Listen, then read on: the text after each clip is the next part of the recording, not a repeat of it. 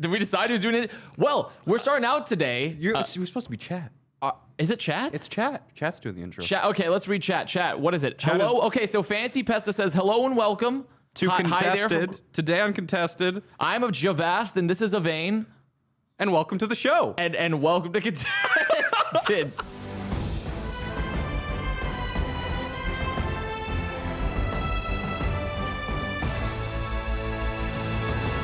Well, hello and welcome to your Tuesday episode of Contested. Sorry for that scuffed intro. You know, we had a third member of the cast join us, Chad, and they just really dropped the ball on doing that intro section. But we're live here Tuesday, 5 p.m. Central, as per usual, here from the Frontier Communications Studios. And oh boy, goodness heckers dang nabbit, we have a show for you today. Wow, that is a conjunction that you've put in a very long run-on word. We are wordsmiths here. We are. I mean, chat, I have to say, I'm impressed with your writing skills for the intro itself. It sounded it rolled very well off the tongue. It was not disjointed. No. It covered all of the talking points. Yeah, I would say that if anyone were to turn into this when they didn't have the run of show on the side, they would know exactly what we're going to talk about today. So good work, chat, everyone. Good work. Good work. Once again, kiss a homie. Kiss a homie below you.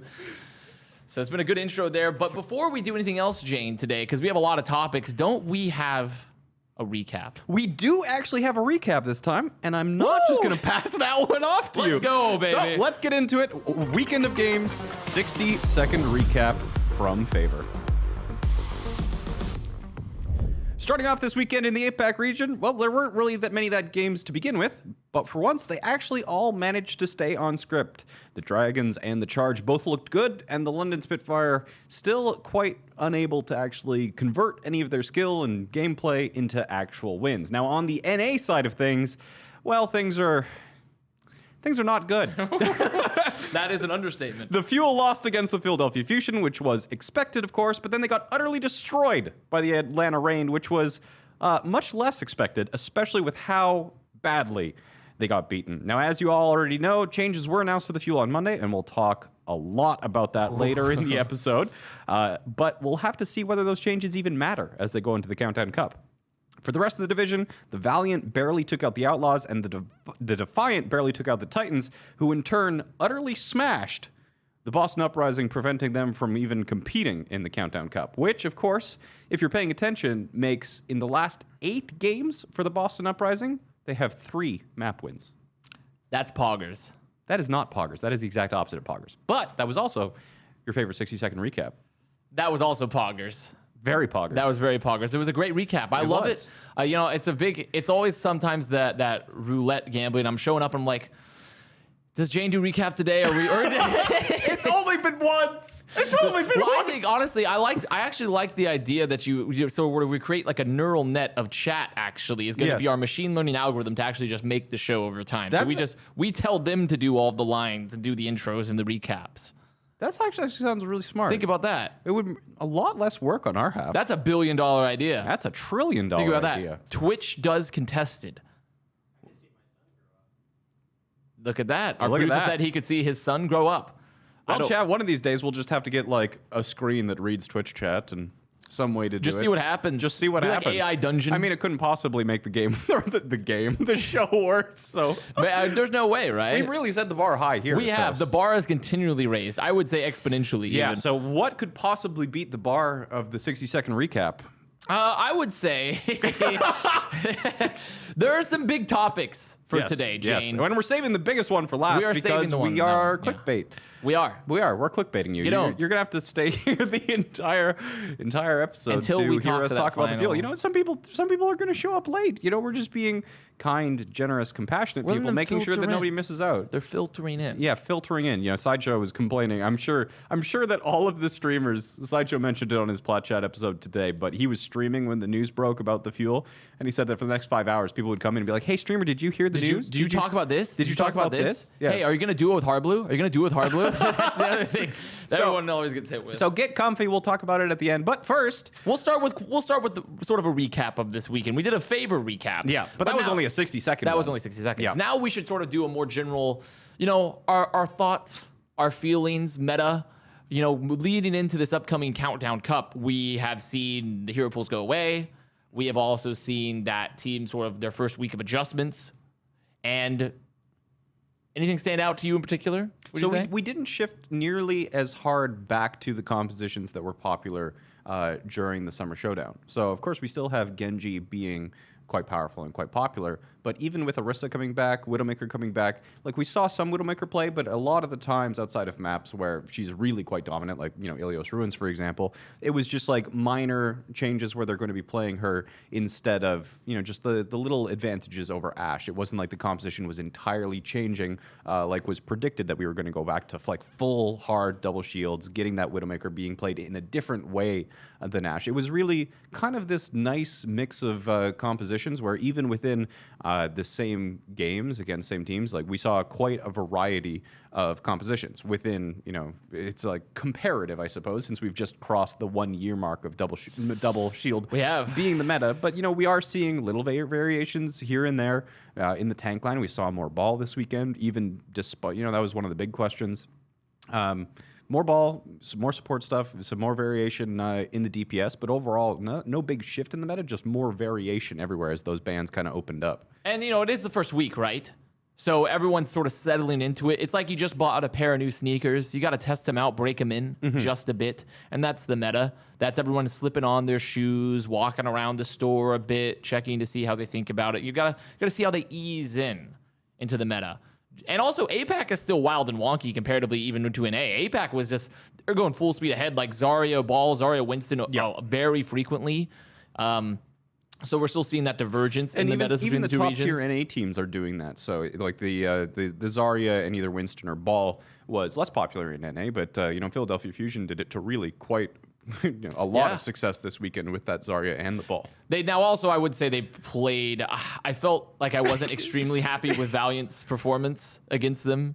I believe it was Valiant versus. I can't remember who their second one was. They played Valiant was second. And so they kind of just ran over them. That being said, though, this was also like the Fusion looked very dominant. They did. They looked incredible. Yeah, and they've been playing a new lineup too. They didn't even play EQO that much, and they've been keeping Funny Hastro on the Brigitte almost exclusively. And I feel like they only played one map, I think, this weekend with Boombox. Yeah, I think they felt that this is sort of the lineup that works for them right now, and it's clear. And also, whenever you get to put Sato on not Orisa, like like especially Sato Winston, that's the hero that he's known for, and it is really, really good for the Fusion. So I feel like they're looking the strongest I think I've ever seen Fusion this year, and they've looked good. And that was going to be something that I was going to say, is that like this weekend, looking at the Philadelphia Fusion, even despite them playing the weaker teams like Valiant or like Fuel, you know, they've always seemed to be, especially even if you're looking at the game, for example, against the Los Angeles Gladiators last weekend, where they were quite, you know, they were missing the synergy of the other two teams, the other two A-tier teams, would like Paris Eternal and the San Francisco Shock. But this weekend, they really looked like one unit. They looked very lethal, not many real mistakes or laziness or anything of that variety. So if they can keep that up going into next weekend, I know that our Thursday show is actually going to have the predictions for the Countdown Cup, but so far, I think Fusion is kind of coming as my favorite going into the Countdown Cup. They look your favorite. You're going this. They're your favorite. For I think I saw a few other brackets already kind of being predded for this weekend, where you know, they're saying that the Fusion are going to be knocked out in the semis, but I think we'll definitely see the Fusion in the finals, and I think they're my favorite to win the North American bracket. Wow. Yeah. Wow, that's actually, you know, we finally found something we've disagreed on, because Fusion is my favorite, but we'll save that one, because that'll be Thursday's show. About, we can't do. But I do agree with the general premise, right? Yeah. And like Fusion looked really, really good. The urgency was there, as they say. The urgency. Because you were aware of the old Kefri accusation against Albert. Yeah, the urgency was there for the Fusion. And I love the line. Also, I really am a big fan of the Hisu Ivy lineup. It was looking good. It was looking really good. It's just a nasty looking roster, honestly. I mean, Hisu is, man. Yeah. Yeah. I don't. Where did they find Hisu? I mean, he was on Runaway. Was he? Yeah. What? Yeah. Why am I just? Yeah, he was. Okay. Well, and he was good. I guess they found Hisu in Runaway.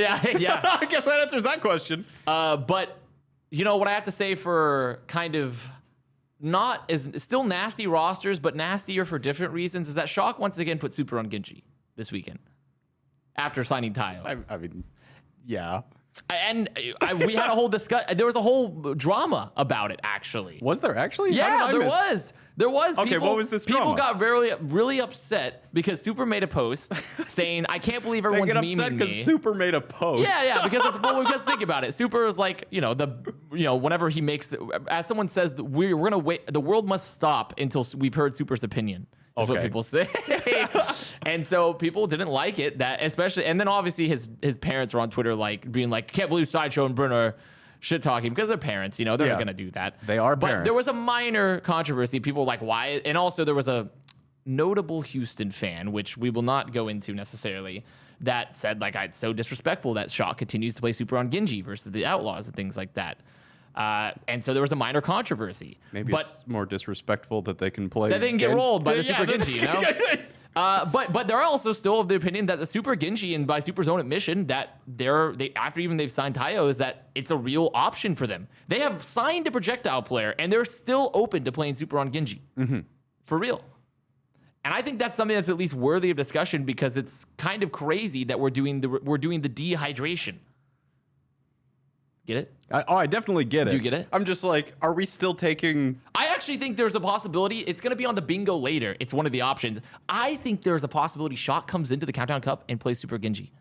I mean, it doesn't even matter if they played in the Countdown Cup. There's still good teams that they could easily... We've talked about this before in other contexts, but the gap between the top 3 teams, Shock, Eternal, and Fusion, is so wide between them and the entire rest of the field. There is probably a very large number of teams at which the Shock could defeat with Super on Genji. Yeah. That doesn't make Super on Genji a great play. It doesn't make Super on Genji I'm being better than Tayo. I still, like...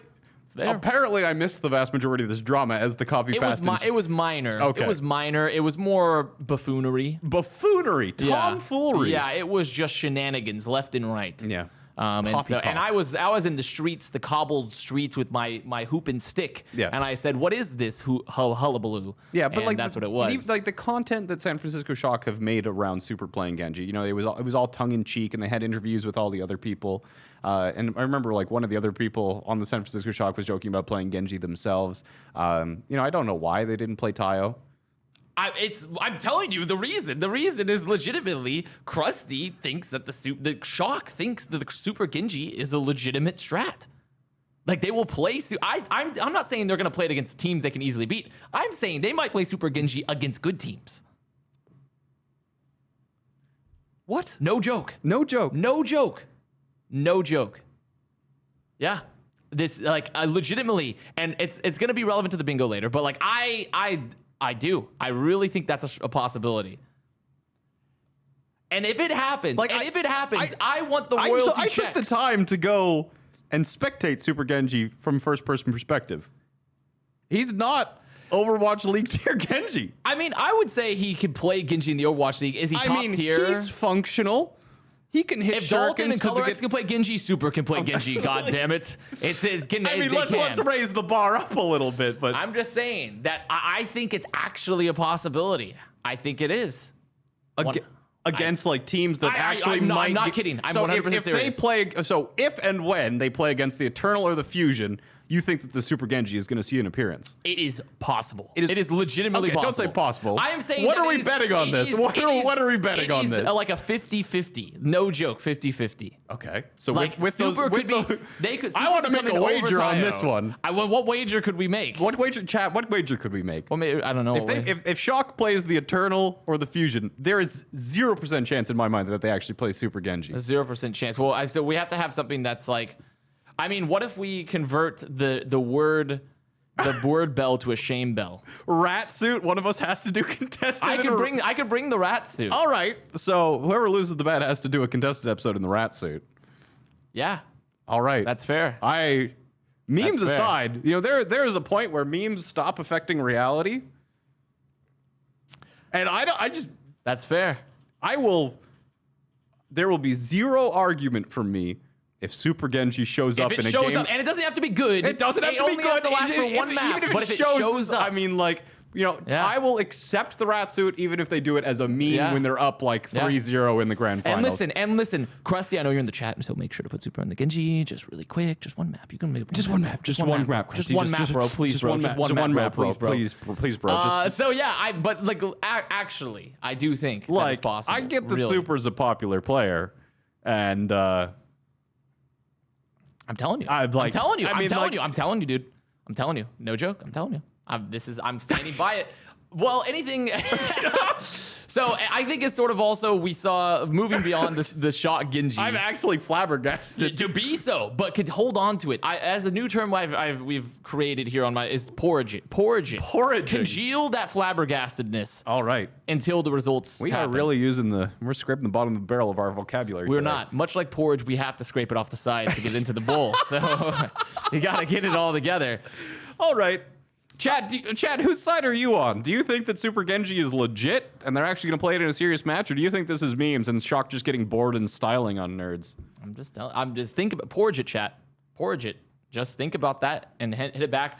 I have to also bring up the fact that on APAC this weekend there was no upsets, by the way, Jayne. No, pretty much none. There were none. It was none. It was like zero. They followed the script for once. The script was They followed. stayed in order, followed one after another in line. Yeah. So. New York looked good though. Yeah, they looked okay. Yeah, they looked okay. They didn't win their game, right?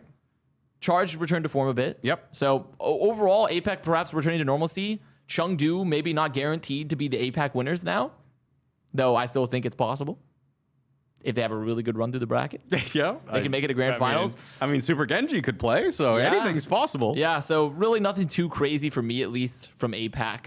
Everyone followed the script. They got handed out, and it all worked out. And then for myself, finally, we talked about the meta. Meta hasn't shifted. We'll see what happens in the second week. Because also they confirmed that it's going to be Genji, pre-nerf Genji for Countdown Cup. So which is 100%. good. I'm happy about that. Yeah, we're all fine with Genji. that. I like Genji. But it's also cemented for me, at least. Remember, we talked about if Charge or Paris are going to be it's cemented for me that sort of like those two teams are the teams to watch out for in my eyes. Yep. But, we'll have to see as how long it as Paris works out. Fusion don't meet in the semis, I think that's going to be the grand final for NA. Yeah. So I'm actually saying a shockless And final. then- I understand that, but I think we have to give at least a passing glance really quickly and then roll up the window and drive away out of the neighborhood quick is the Boston Titans game. do we really? We have to give a passing glance to it because it was definitely something where you're driving through. Yeah, it's like one of those small towns. You can't really miss it unless you're going the speed limit, and then it's just whoof, it's gone. Mine was more like I'm driving and I pull up and I see something crazy happen on the sidelines, like something I wouldn't expect. And I roll down the windows, but only a crack because I'm like, this is looking sketch. And then I leave really quickly because that was the Boston Titans game. Yeah. It was so heinously bad for the Boston Uprising as an organization. Like you said, they've won, 3 maps? 3 maps in the last 8 games. 8 games!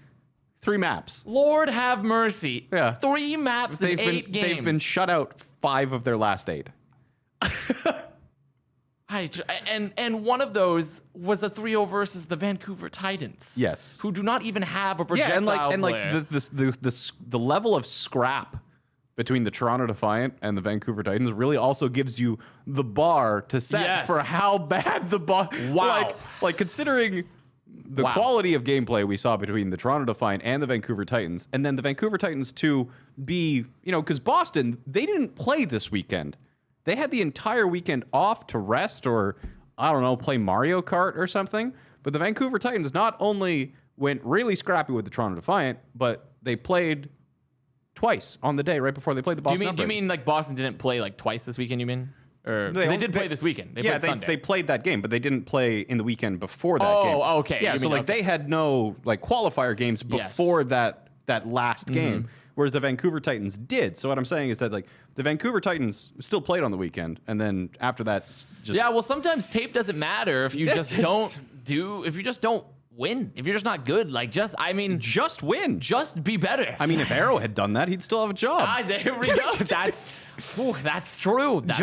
We're coming up with the best advice. That's very true. Just win more. Just win, forehead. Just win more. Just win, forehead. I have to say that it's just the Boston Uprising there's something, I don't know if we're in a sort of a Breaking Bad, car wash money laundering type of scenario where we're trying to disguise what sort of funds are cycling through there as a legitimate business, but something must happen. That's just unacceptable. Legitimately, to have 3 maps in the last 8 games. Yeah. Their current record is now. Their current record horrific. I think it's 2-17. Yeah. Or something.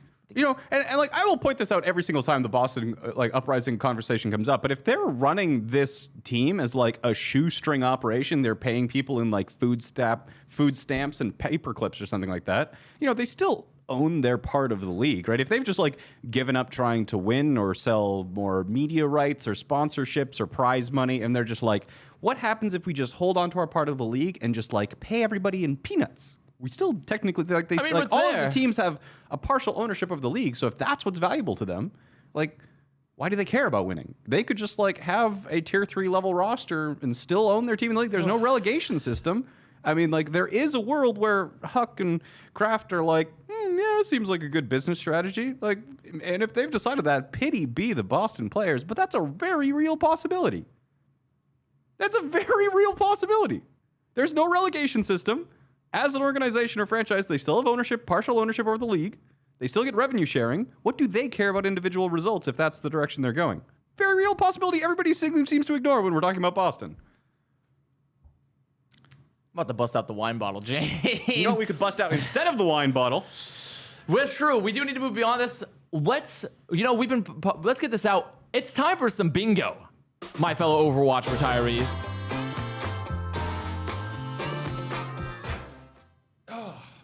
We got some bingo. We sent out some sheets if you wish to play along to see if you'll get yourself an Overwatch League Countdown Cup bingo. Because right after this, I'm going to go have myself some tapioca pudding, get on my best tropical open shirt and walk around at the beach and yell at young people. Mm-hmm. So do you have your blotters and daughters? I do not have my blotters or my daughters, but I do have a pen. If you want your bingo card, your fancy bingo card, we've of course printed our own. Our words are hard. Yeah, they are. Yeah, they're super hard. Imagine getting paid to say It's like retiring. Yeah. It's just as hard to retire these days. If you want your own bingo card, Avast posted 4 of them on his Twitter. Go there, pick one of them, not all of them, you're not a grandma, and then play along and yell out in chat if you got a bingo before we did. So we both have our own sheets. And we'll discuss, because I generated this list, by the way, Jane, so you don't really know Your spelling sucks, by the way. What are you talking about? Yeah, it's not on my card, but... Where is it? Glads forget how to play. Deppy says feeding is good. He just looks immediately at the production manager. I'm not going to call out anyone. The buck? I'm not going to call out anyone on that. All right. Who is this Deppy? I'll take the bullet. Who is this Deppy? I'll take the bullet on that one to avoid embarrassment for others who may not be able to spell. So I'm taking the bullet just a bit. So how about I do the first spin? Sure. Huh? Spin us. I guess I'm going to do it. All right, ladies and gentlemen, we got the tumbler rolling. First now, apparently, ball, if it goes too fast, it will just like it'll go wild. So I'm going to do it at a very reasonable churning butter type of pace. I mean, let's just give our production manager a heart attack. Spin that thing. Yeah, let's go. Okay, that's it. Right. No, I'm not going to ruin it. Let's see what we got here. All right, let's see what we got here. I'm going to say, ladies and gentlemen, first ball. It has a number on it corresponding to what's on the bingo card. So we have an 8. An 8. I don't have an 8. I do have an 8. Hey, what is 8? It's Glads forget how to play. Deppy says feeding is good. Look at that. Okay. Sometimes the stars just align. The stars do align. So you have the Gladiators forget how to play Overwatch, and so it should read Decay then releases another. No, it's Deppy. Deppy then releases another video about feeding being good. Yes. What would you say is the probability of that being true? I mean. The weird thing about this card is that it's future tense. Yeah. Is that the Gladiators forget how to play. Yeah, because they sort of didn't forget that badly this weekend, honestly. I think it was okay-ish. It was okay-ish. It wasn't good, but it was okay. You know what? Albert last week was complaining that we should just name this show Uncontested because we always seem to agree, but certainly not this episode. Okay, let's go. I mean, like the Gladiators have lost against the Florida Mayhem, 1-3. Yeah, pretty good team. They got absolutely destroyed by the Paris Eternal, and then they got reverse sweep against the Philadelphia Fusion. The last 4 games, it's just the only good result in even recent memory is against the Vancouver Titans, which, I mean, thank God those guys are they've been playing hard teams, though, honestly. All things considered, I'd say going to map 5 versus Fusion. Yeah. And then they're playing hard teams, but like the versus Mayhem. The LA Gladiators are a lot like the Atlanta Reign. They were teams that were supposed to be better than the teams that we're now considering good teams. Obviously, this is within the confines of Gladiators already being disappointing, right? I've already built that mind palace. I've already built the palace, and I've put myself within of the Gladiators being disappointing. So it's more in the context. They can't forget anything more. But at least they can't possibly get worse. They didn't lose the Titans, right? Yeah. So wow. But I would say that is the definition of like when you're sitting there and you're typing and then you just forget how to type. And this is gladiators with Overwatch, and they're just like, and they spaghetti out of control. Like that's what happens. So I think that it's that's the card. So how likely do you think the gladiators just boom themselves again, and then DP has to come out and be like, guys, sitting in the spawn door and relentlessly dying and using ults is a good move? I don't see, like, we've seen the gladiators. They've had these difficulties show up months ago. It's not like these problems are new. I don't think that there's any indication that they're going to be getting their heads screwed on right for this weekend. Increasing pressure is also going to increase any cultural problems or interpersonal problems. So if anything, the problems are going to get worse. Whether or not Deppy comes out with a feeding video, I don't know. What do you think the odds are on that one? I think it could be very possible after a very unfortunate loss and gladiators forget how to use their hands to play Overwatch, then I think that they've just choose to go to face method of just dragging it across the keyboard. I think this could be another prime time for the Deppy YouTube to resurge, and they talk about how feeding's really good. Where should I play? Where am I going to place the ball? Just eat it. I don't know where this has been. I don't want to put it in my mouth necessarily. I'm going to place it right. All right, that's a good place. I can toss. Okay, I'm going to toss it. Perfect. Oh. Look at that beautiful arc. Well, shall we go again? Yes, my turn. Okay. I want to spin this. How about you get a spin? I want to break it. Yeah. Woo! All right. How do you open this thing? Oh, yeah, there we go. It is. All right. I am picking ball number 12, ladies and gentlemen. Number 12. 12. Do I have a 12? Oh, I do have a 12. And you know what? It's do on. I have a 12? Everyone check your card. So I'm going to cross that off. A 12 is Christopher Copies Deppy joke. Is it misspelled there as well? After Glad's loss. So if you haven't seen, Christopher has the same joke of the tweet that he makes is that gonna have to be a real tough conversation between the head coach and the GM of the Gladiators after this loss. And he's made that a couple times now. Actually, I think it's twice after a Gladiators loss. So I've now filled that up. I don't have it on my... I think that's actually a really strong possibility. Yeah. If there's one thing I can expect Fusion to do, especially Christopher, the Peepo lad himself, I can imagine that Christopher will make the same damn joke again if Gladiator Spaghetti... I mean, why fix what ain't broke? Yeah. Yeah? I agree. All right, I'm going again. Oh, you want to go again? I'm going again. That's fine. Go right ahead. I don't know why I'm opening it and then spinning it. You probably spin it first. You know what? Amateur hours. Yeah. Amateur hours. All right, chat. Sorry, I'm new at this. We're going to get a bingo consultant to teach us about bingo. All right. Nobody's got a bingo yet, but we might get it on this one. What do we got? Number 2, ladies and gentlemen. I have a 2 as well. Do I? This is rigged. Yes, it is. Rigged. 2. Rigged. Which is New York gives fans hope, gets to the finals, and then gets rolled. What would be your opinions on that? Of it being a possibility? You know what? It's possible.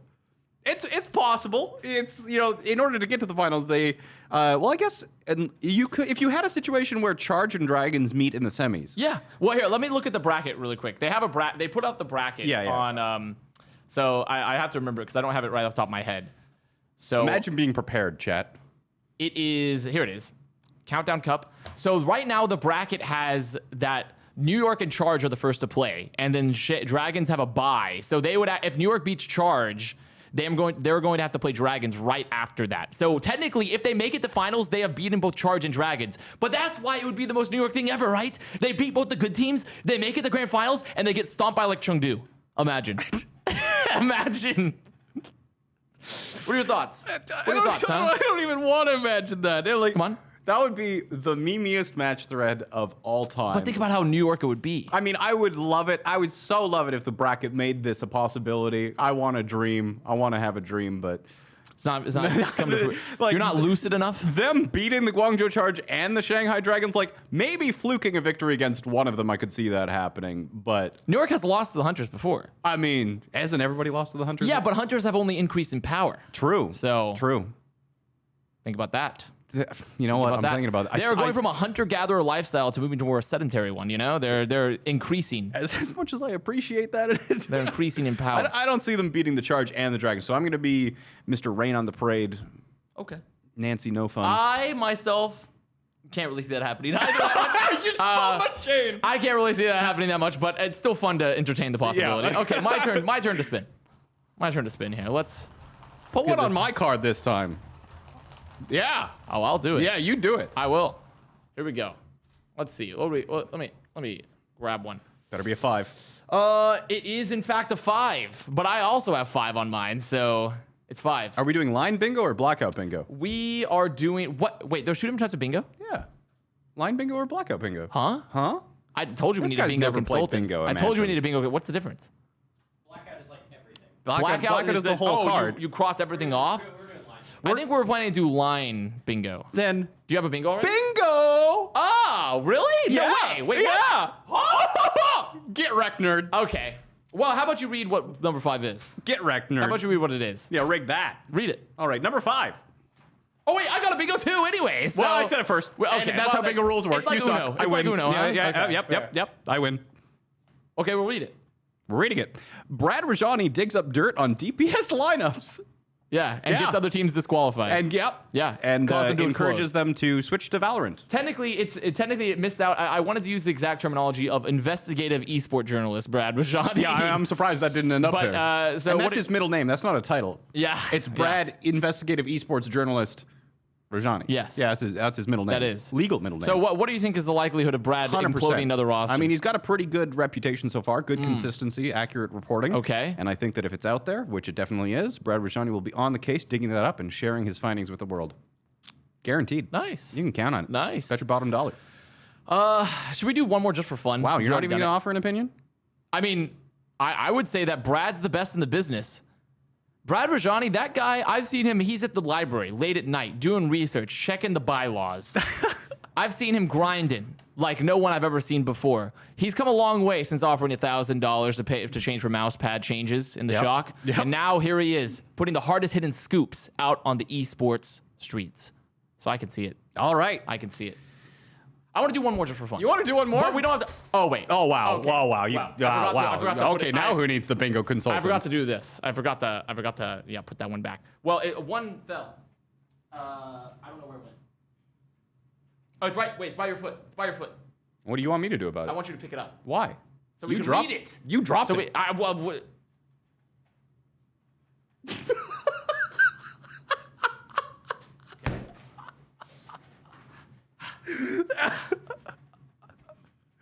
You good? Yeah.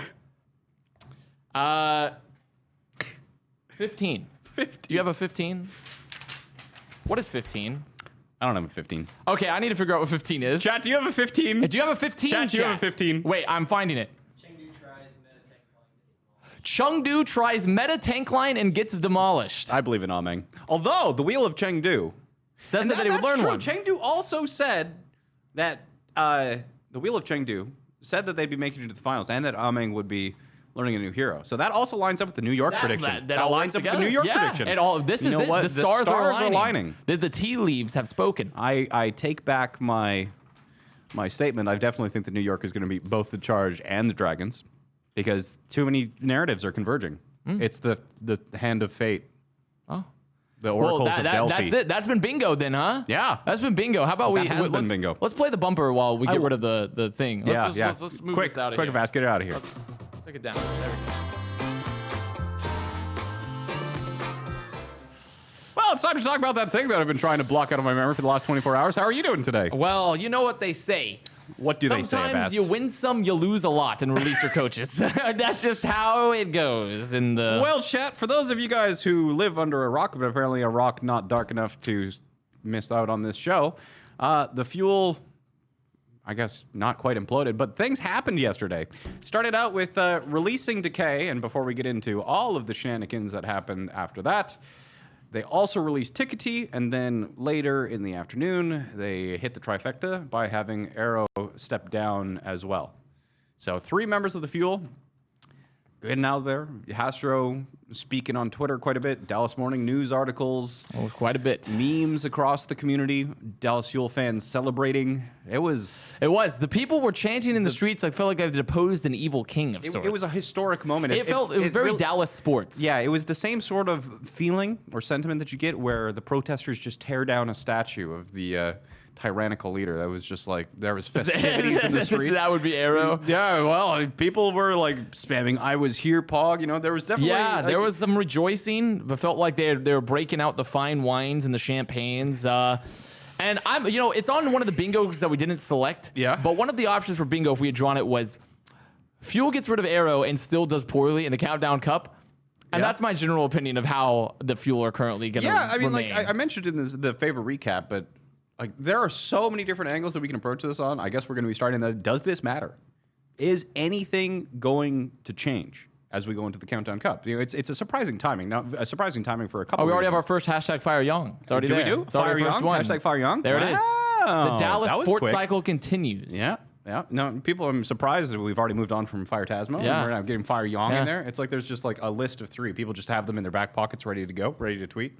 But yeah, so like the timing itself, other than just the timing of it going into the Countdown Cup. So this is this big shakeup right before the playoffs, and it's like this was their best. Well, not like I wouldn't say their best, but a good one still, a good enough. They like really, really dropped the ball against the Atlanta Reign. That one should have been a competitive game. I was co-streaming it. It was pretty hard to watch. Like It how- was. It hard. was indeed hard to watch. It was hard, especially having had such good expectations for the Fuel. I know that myself, I'm a deluded Fuel fanboy and a happy one at that on most days. I just at least like to lie myself about that.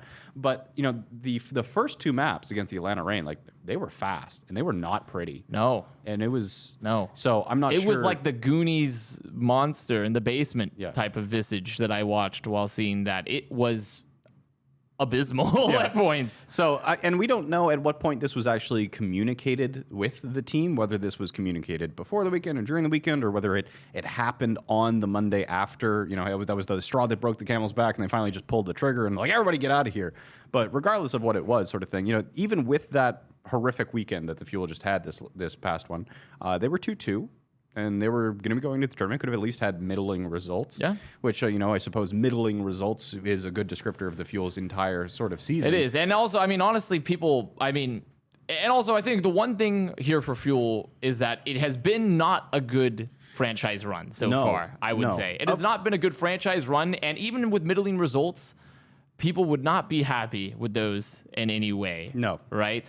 It's like expectations, like we talked about. Yeah. And of course, not only is it expectations, but you have a team that's kind of the exact opposite approach of the Boston Uprising, where the Dallas Fuel was one of the first teams that had quite a large staff because they had like, when you look at Envy as an organization and how Dallas Fuel was approaching it, they were the last American team to get rid of their contender squad, the very last one, like really true believers. Wasn't Boston still have theirs?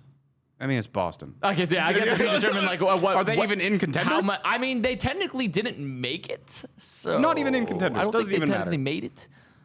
So what I'm yeah. trying to say here is that like the level of it's not just their results and the expectations and everything, but it's also the level of investment and commitment. Not just with the staff. They had, I think it was the largest staff, like team of staff members in the league, but that doesn't even go to mention a lot of the other things, like the very nice facilities, how well the players themselves are treated in terms of their accommodations and their salaries, things like physical trainers, mental coaches, all of that stuff. So there's like, the expectations were super high, the investment and the commitment were high, it was everything there, and just like to have all of that and then no results for, or at least unacceptable results. I would say pretty much about close to 2 years, right? Yeah. Yeah. So because Aero came in during the stage 4 of Yes. season 1. Yeah. So it's just, it's. As a term I have used a lot is the money furnace. Yes. I've used the money furnace a lot here for the Fuel. And this has been in a loving way as someone from Dallas. And also in a way,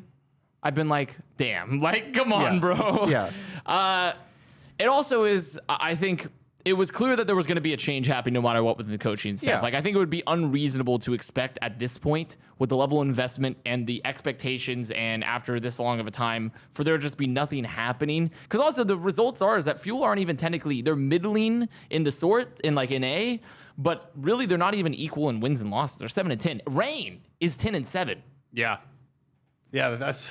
Reign is now. Granted, I'm pretty sure if I go back, Fuel probably have had a little bit of a tougher schedule at points. yeah. I think, but the point being is that if we're comparing them to like other what we expect to be like quote unquote middling teams, they're not even almost equal in wins and losses. So it was time for a change. I think something had to be changed, and I think it's clear they sort of dug themselves into some holes with sort of, as they say, the B squad, I feel, in terms of the roster flexibility and where we moved. We've had players move like Zachary go to Valorant, and it's, in my opinion, kind of just a foregone conclusion, conclusion where some of the other players are going to move to Valorant, or at least not be on the team next year.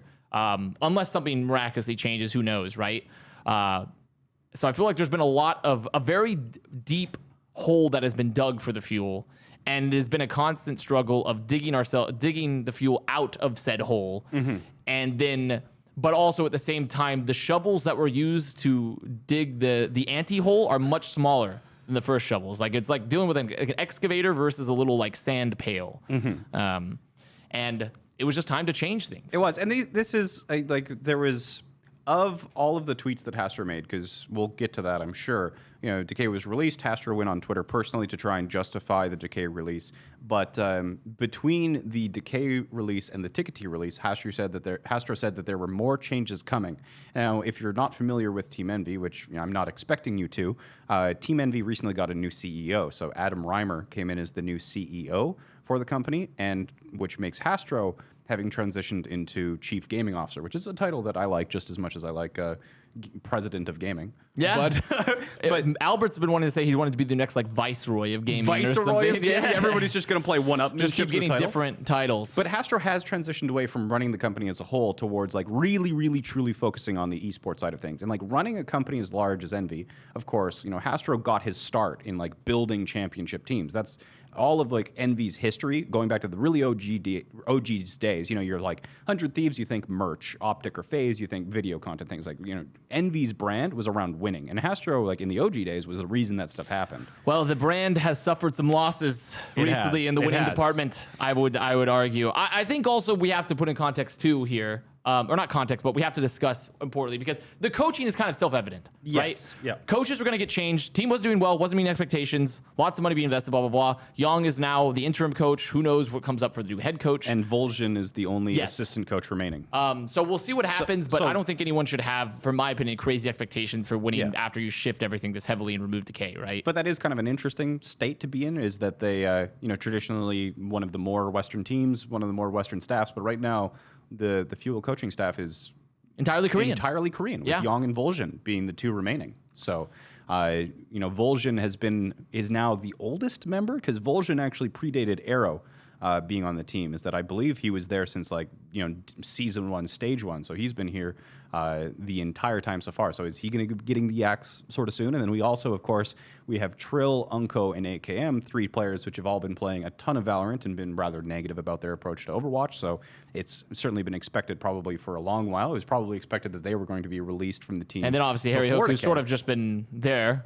I don't know what Harry Hook's even doing. He has played like once or twice even, but obviously he's been mostly closer than now Paintbrush. So I don't even know what I think. Harry Hook, as far as I'm aware, it sounds like he's been playing a lot of like really crap games with ZP, like Atlas and things.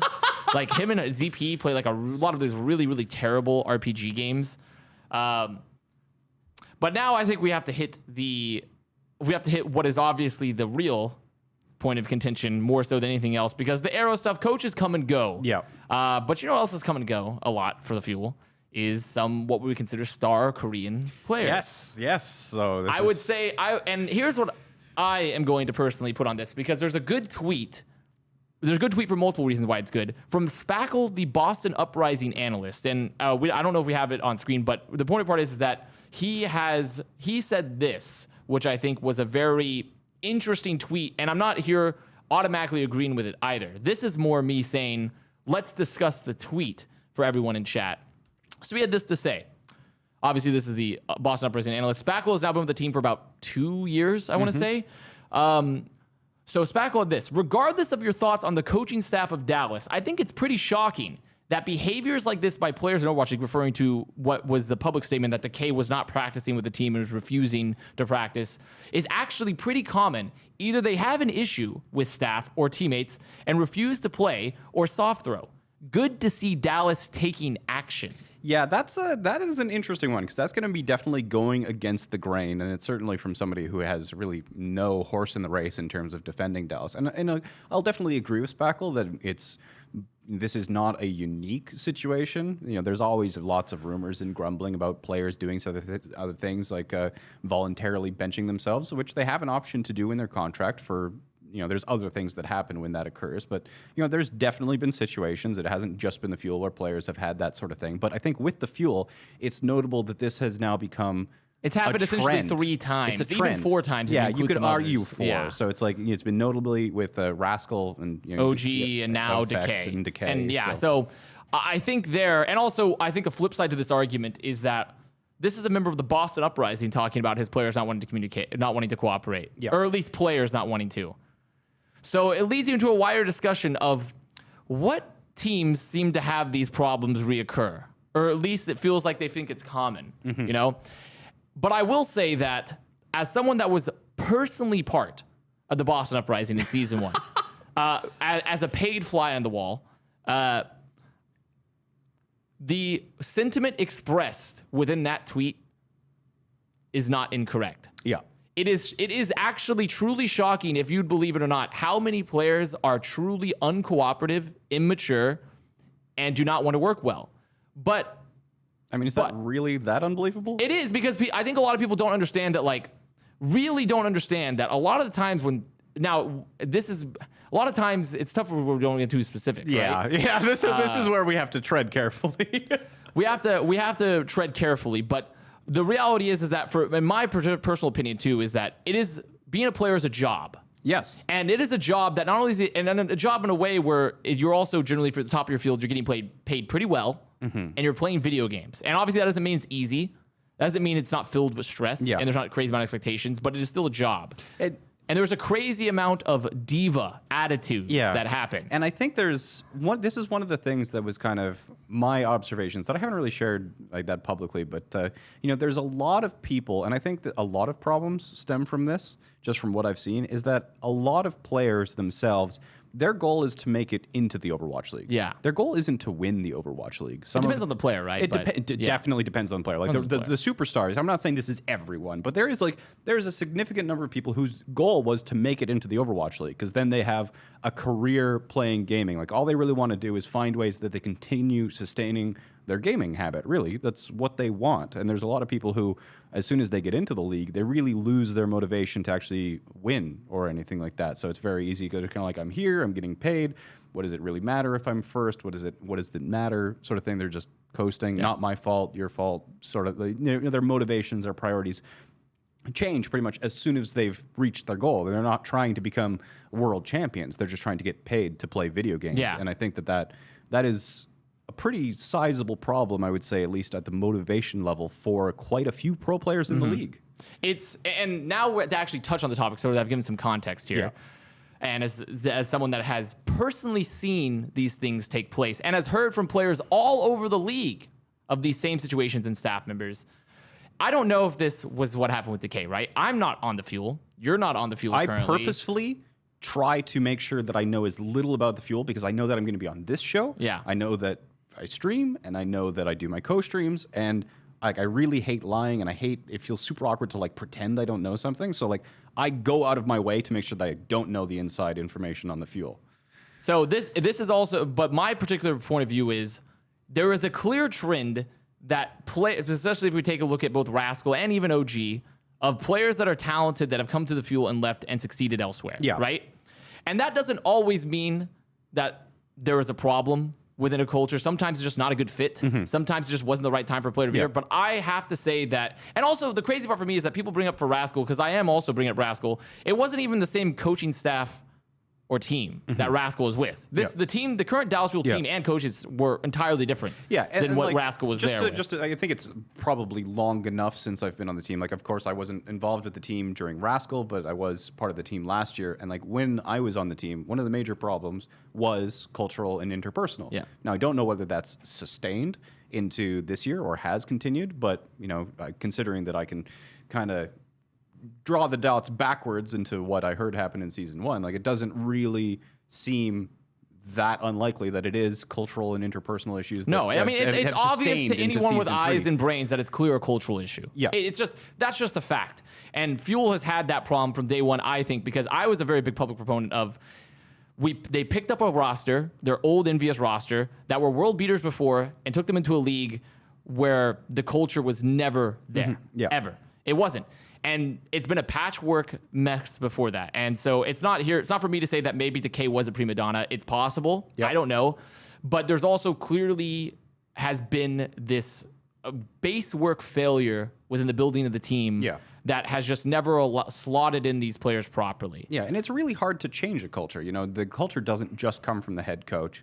It comes from the GM, it comes from the owner, it comes from the company, everybody they interact with. You know, a culture it's way easier to actually put in place than it is to change after all. And, you know, maybe, you know, if it is a cultural problem and it's hard to fix, you're taking time, you know, sure, get rid of the people. Maybe that's a reason to get rid of Tikatee as well. It's like, you know, if the problem is cultural to a point where an assistant coach can't even have any sort of impact, why are you paying him in the first place? Yeah. It's not like he's bad. It's not as good. It's just he's irrelevant. You know, it's just because sometimes the money furnace, right? You're just not going to have the impact. And I think for me here is that when people bring up that a lot of times the narrative for when Korean players come into mixed rosters and they exit in a very spectacular fashion, like Decay. Yeah.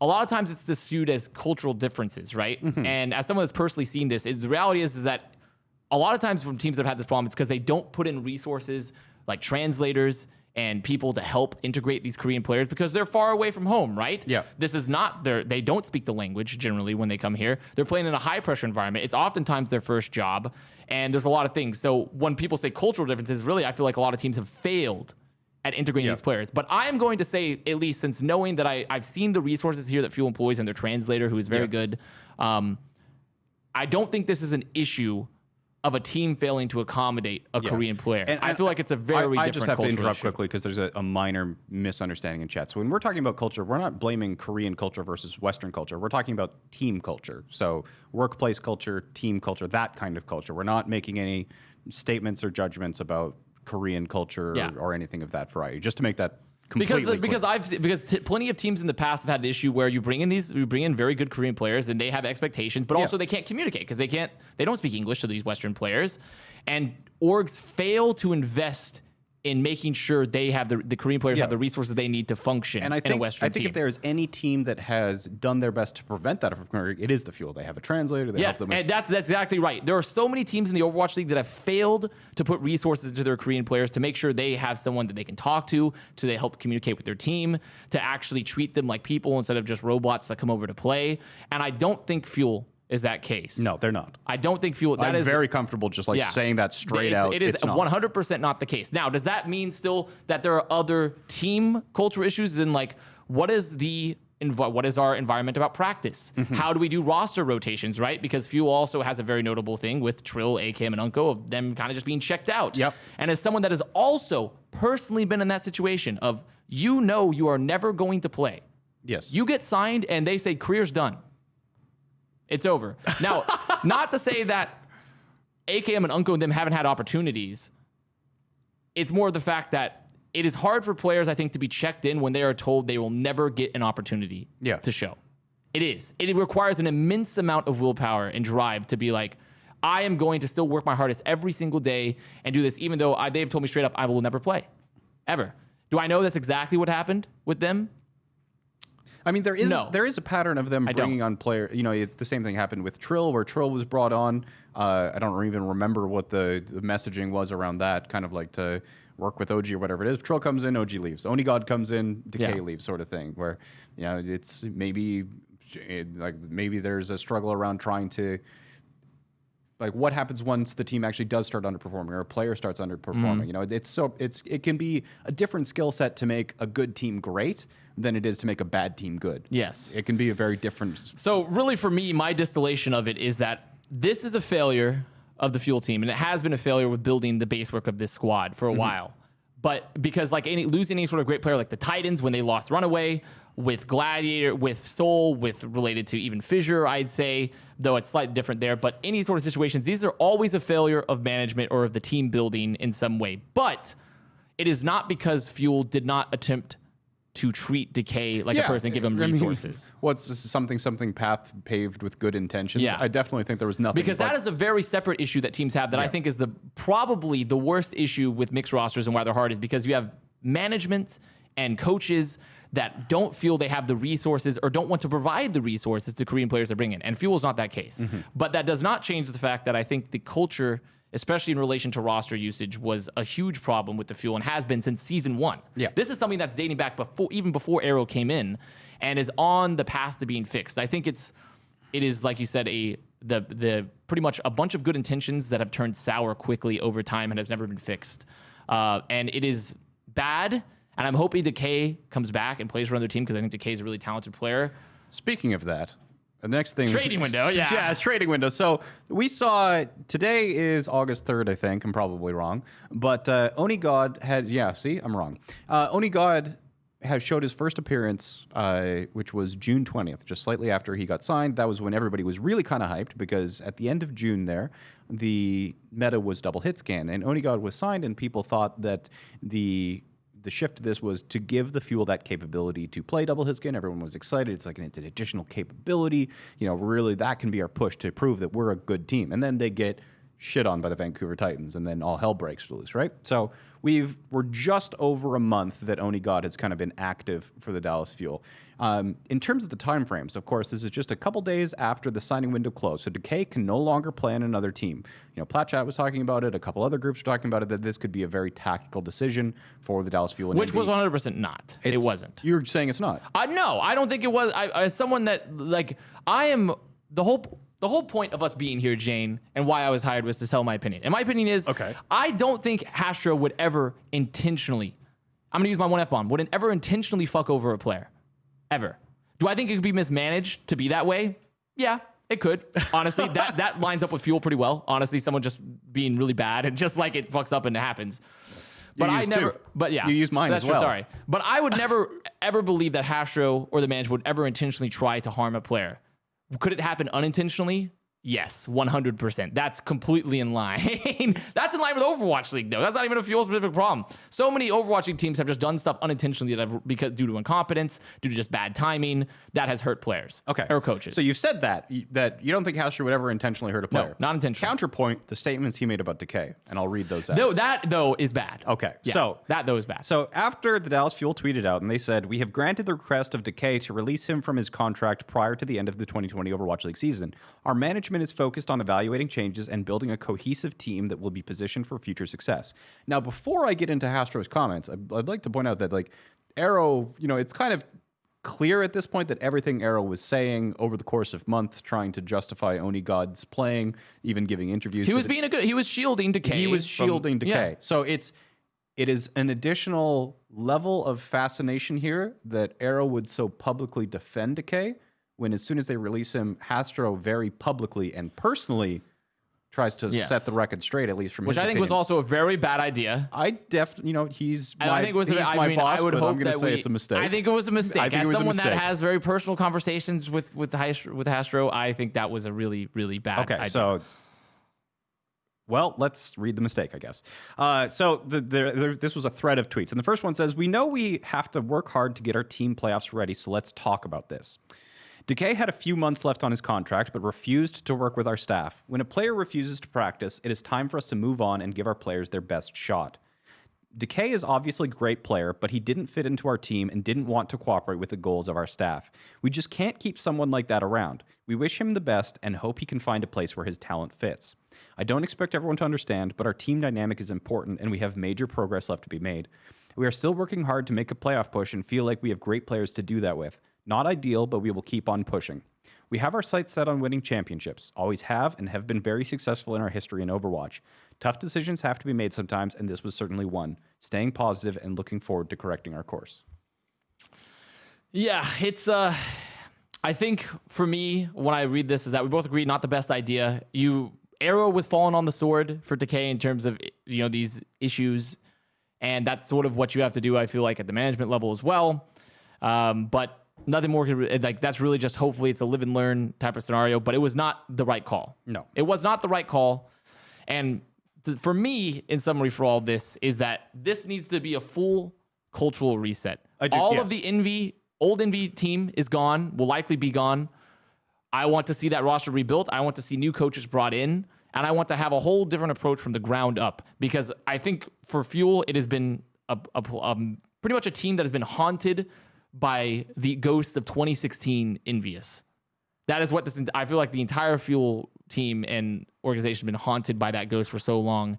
And sometimes you just have to call in the Ghostbusters and suck that shit up and just like get them out of there. Like, because it is not going to be fixed with that lingering over them. It needs to be done. And I think these mistakes are really all a result of that base work, of that sort of that groundwork that was built from 2016. It doesn't matter how shiny, glorious of a house you build if it's built on a rotten foundation. Yes. Now, how to actually get rid of that rotten foundation and build a new one, sort of thing.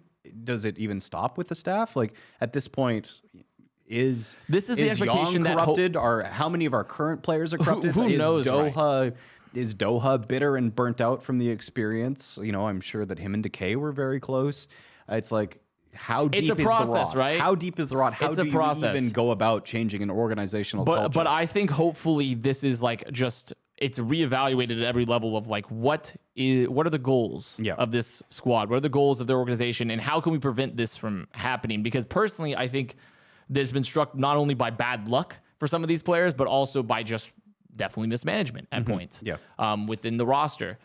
And so this should be all a learning experience. And hopefully if it ever happens again, then it's sort of, I mean, even at this point, it's close to indefensible for such big names, like especially Rascal, who's gone to have such a good career for it to happen again. But since it was with a different roster and a different staff, I kind of like, well, you know, we'll see. But for me, this is the mistakes of the past finally being corrected a bit and the boat being righted and finally hoping just a new start. And as I talked about it earlier, especially with the changes within Envy as an organization, of course, being Dallas Fuel's parent organization, don't think I have to mention that at this point, but you know, new CEO, Adam Reimer, and then Hastro, who's always been focused around the teams, building it from day one, moving to chief gaming officer in the player ops focus to like really truly focus on this. And I think that it's gotten to the point, especially for a brand whose identity has been around winning and has not been winning.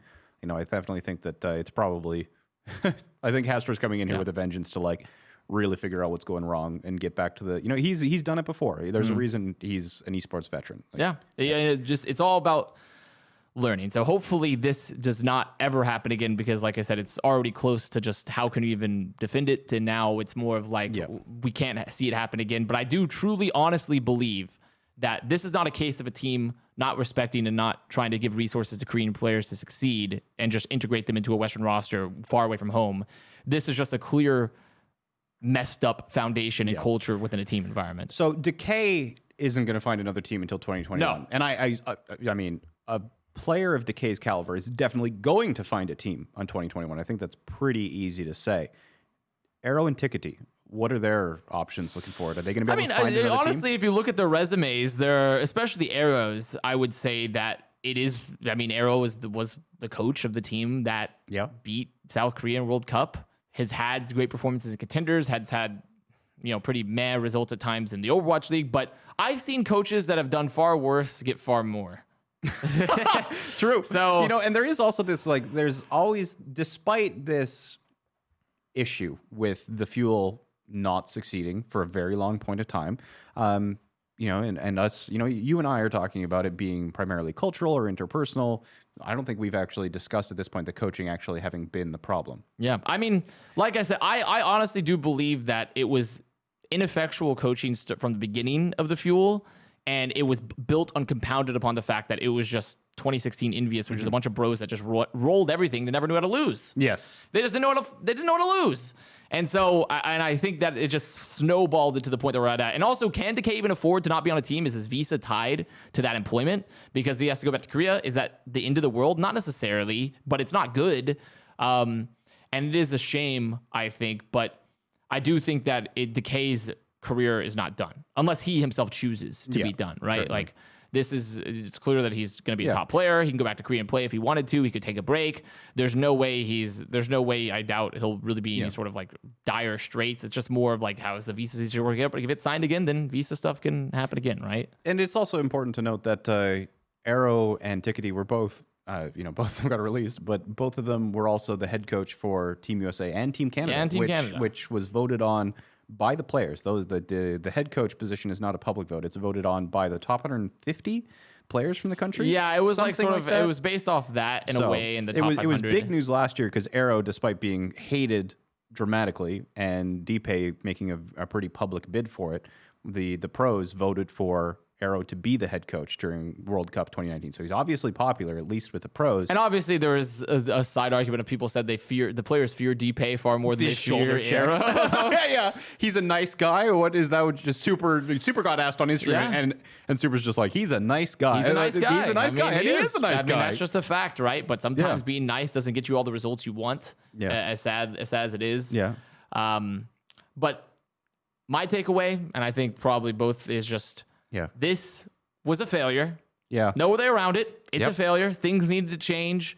I don't think it was anything intentionally malicious. I think it's more complex than just fuel bad. Myself, as someone has seen these scenarios play off. Yeah, this is not a just forehead situation. But it also is in a slightly other way, fuel kind of bad, and definitely need to fix this 100%.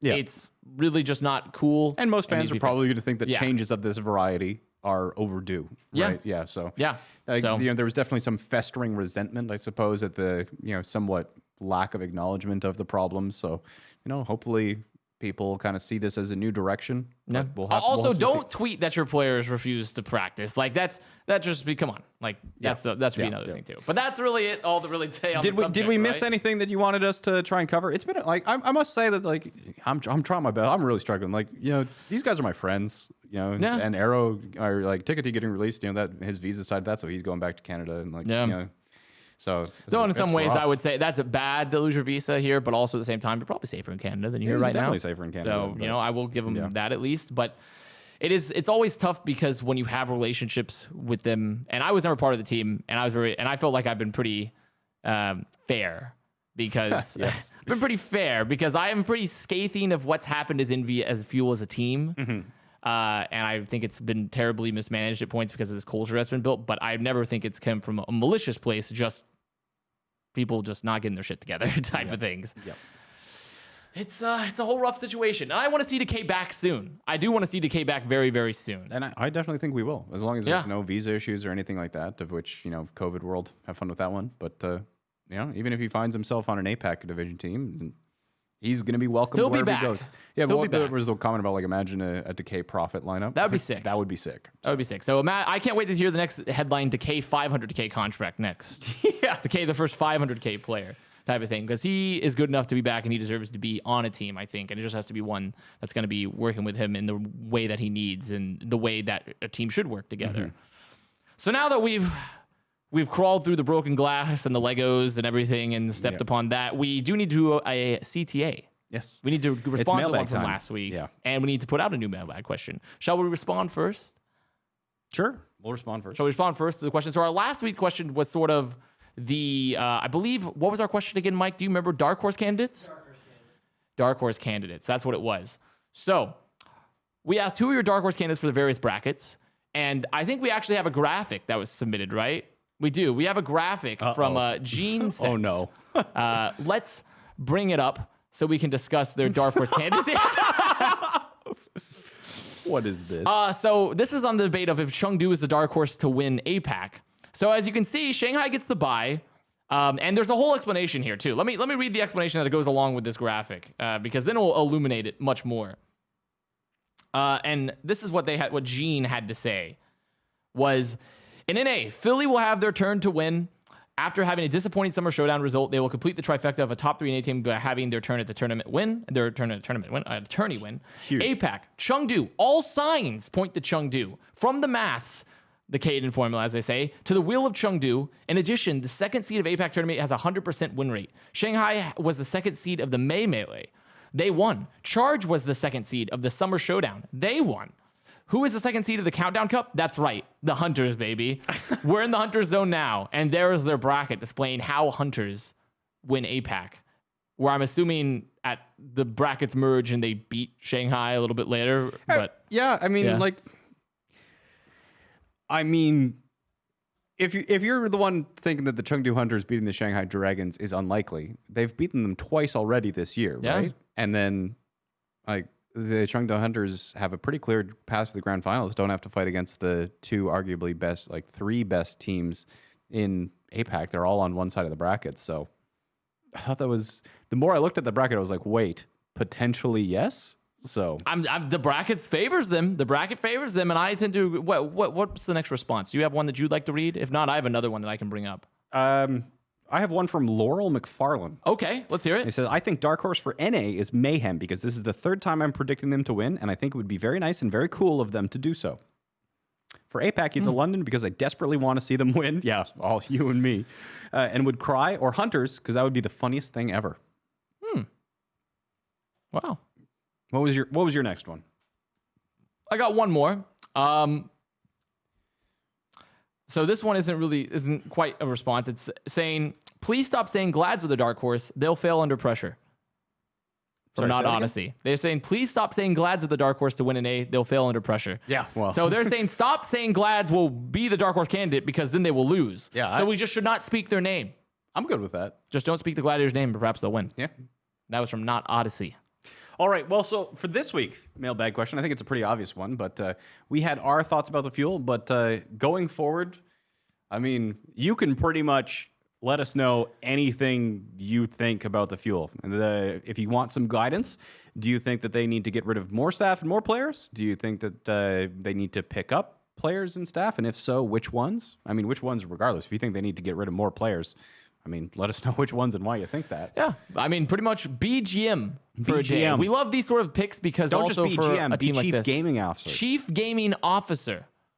Chief Gaming Manager. The CGM. That's not a real title. No, it's Chief not. Gaming Officer, real title. Yeah, it is. Chief Gaming Just Manager. wait until you see That's a fake title. The Fake title. Wait until you see Fake the news. Duke of Gaming. Duke of Gaming. Just wait for that Viceroy. one. The Viceroy of Gaming. But Viceroy of electronic competition. send those responses to my Discord in the Contested Mailbag channel and the YouTube comments when the video goes live. Technically, there's responses within the podcast. There's also generally there's a contested subreddit. Yep. And there's also a thread that gets made at Competitive Overwatch generally for the Contested Mailbag questions. So send them all which ways you desire. And we shall see who might be the best GM. Who knows? You could be the next CGM. Me? You. Me? You. Pog you. Yay! Well, that has been this week's episode of Contested. Yep. And we still have one more episode. Which will include more detailed tournament predictions, more than just that John. And perhaps a return of Av and Jath. Oh, is that Of spoilers? Jath and Av. Spoilers? It's Jath and Av, actually. Our field reporters have finally returned. Yeah, perhaps they've come Our back from the unpaid field. interns. But we will see you guys on the Thursday episode. And that's been Contested. Kiss a homie.